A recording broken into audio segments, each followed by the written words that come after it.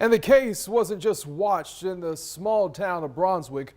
The eyes of people around the country were glued to their TVs today as the verdicts were read. On Your Side's Haley Harrison spoke with two men just across the state line here in Jacksonville who were beside the Arbery family during their fight for justice.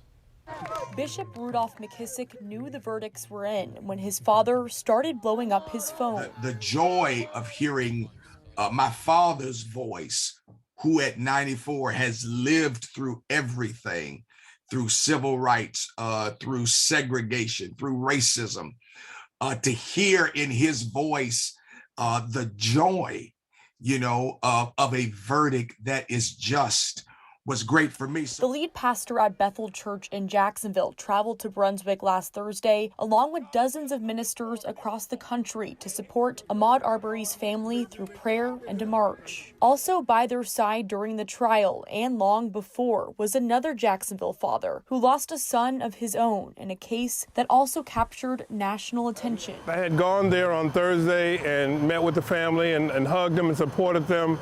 And this time I said, it's going to happen. It's going to be right for the family.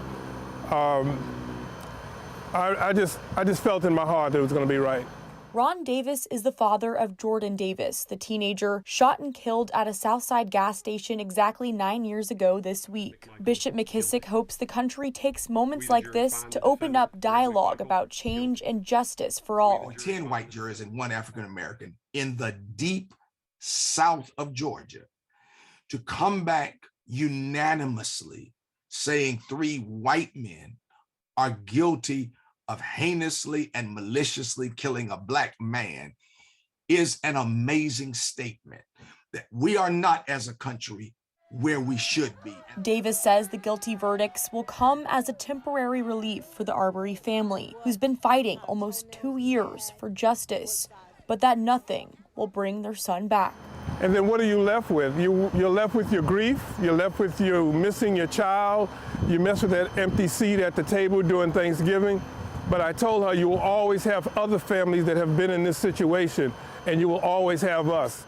I'm Haley Harrison, First Coast News, on your side.